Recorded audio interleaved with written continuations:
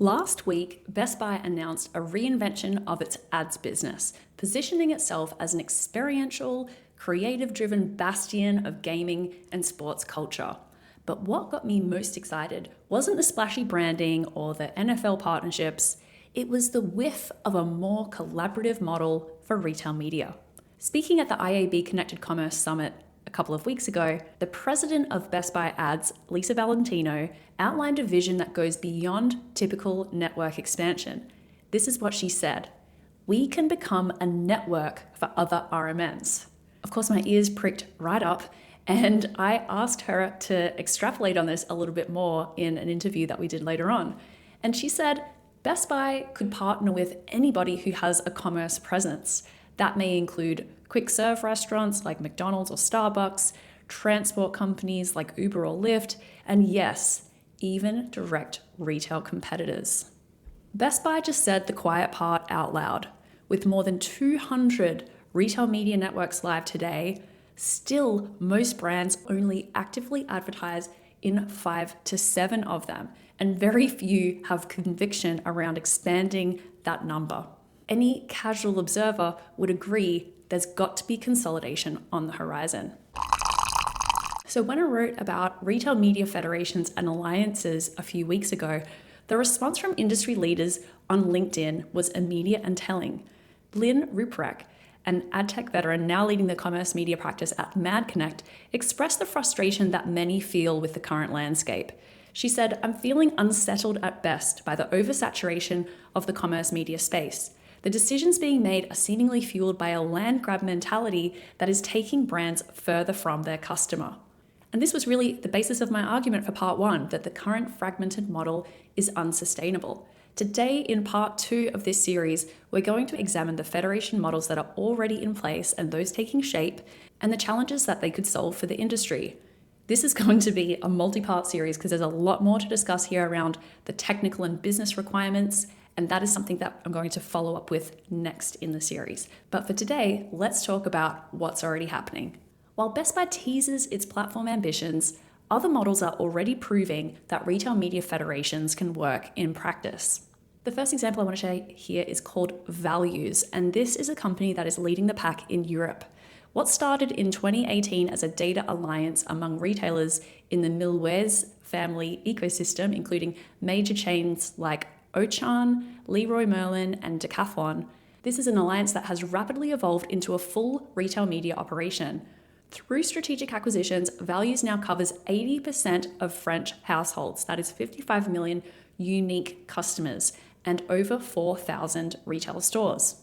Closer to home, in the US, we have Rippl, which represents a third-party consortium approach.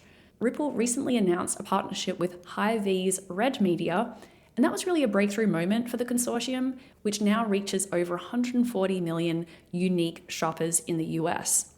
Enrique Munoz-Torres is the general manager of Bridge, which powers Ripple's identity resolution. Enrique told me that the company's recent partnership with Hy-Vee has generated significant interest from CPG brands and agencies, leading to an uptick in inquiries about how Rippl can help their advertising needs. And finally, regional models are gaining traction too. Digit's agency operates what I'd call a proto-consortium for regional grocers like Coburn's, Schnucks, and Fairway. By providing shared infrastructure, things like standardized programmatic display, unified first-party audiences, Digits is able to enable smaller players to access media opportunities that would otherwise require national scale. Let's talk about why consolidating the long tail would be helpful to brands. With over 200 retail media networks active today, brands are managing relationships with an average of just 5 to 7 platforms. Case in point, just last week, I spoke with retail media leaders from 2 multinational CPG companies. Both actively buy media through only 5 to 10 RMNs, with no plans to expand that roster, despite these brands being sold across hundreds of retailer banners.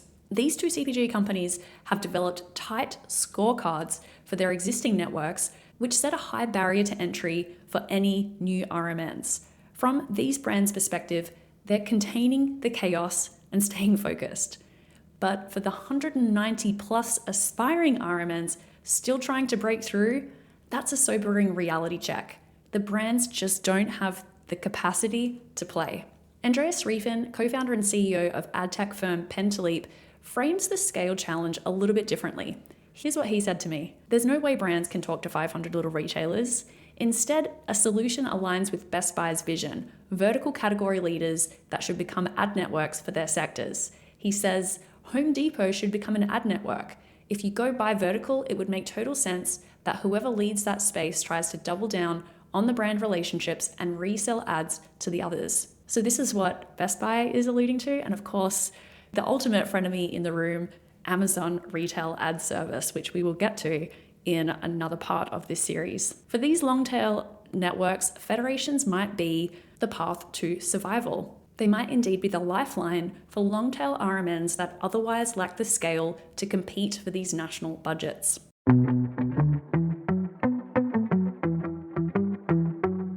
Shoppers don't think in silos. They bounce between online and in-store without skipping a beat. Acosta Group's connected commerce agency helps brands unify trade and retail media budgets to invest where shoppers are most likely to convert, whether that's on mobile or in the store aisle. Learn more about Acosta Group connected commerce at acosta.group and let them know Retail Media Breakfast Club sent you. That's ACOSTA.group. Now let's talk about standardization in measurement. And is this the prize of retail media federations and consortiums, or is it the ultimate catch? Alex Arnott, the Senior Director of Retail Media Monetization at Newstream Media, captures the brand side frustration. He says, managing the complexity of multifaceted programs across a myriad of retail media networks, each with their own unique measurement methodology, makes it nearly impossible for brands to measure holistic success and determine the best place to invest their next dollar. I've spoken a lot about inconsistencies in measurement approaches in retail media on this podcast. These are things like varying attribution windows for clicks and views, viewable conversion requirements, probabilistic versus deterministic data sources, and differing incrementality methodologies. Such challenges make it extremely difficult for a brand to evaluate a campaign's true success across media networks. Individual networks have little incentive to standardize. It's additional work with no immediate payoff. And certainly when I speak with retailers, there's overall resistance to standardizing every metric in their network. Each retailer believes that their customer base is different, they act differently, their retail path to purchase is different somehow, and that all may be true, but it makes it very difficult for the advertisers to compare apples to apples from one network to another. But if we're talking about federations and conglomerates, this measurement consistency issue is a problem that needs to be solved. And it's both an opportunity for federations to deliver their biggest win, as it is the biggest hurdle that they need to overcome. Neil Sheridan, the Vice President of Sales at Stingray Advertising and the former head of Belk's Retail Media Network, puts it like this. Successful federations need the same measurement language across different stores, standardization where it matters, and differentiation where it adds value. But of course, getting competitors to agree on common standards involves both technical complexity and political negotiation. The IAB launched measurement guidelines back in 2024 with varying levels of adoption from the different retail media players in the ecosystem so far. So wrapping up this segment where the opportunity lies, where we're already seeing momentum, I did want to get into more of the challenges in a later part. We've already discussed a couple of them. But what we're seeing here is that there are examples that are multiplying. The Valiuz in Europe proves that federations can work at scale. And Rippl, closer to home, shows that third-party consortiums can attract major grocery partners in the US.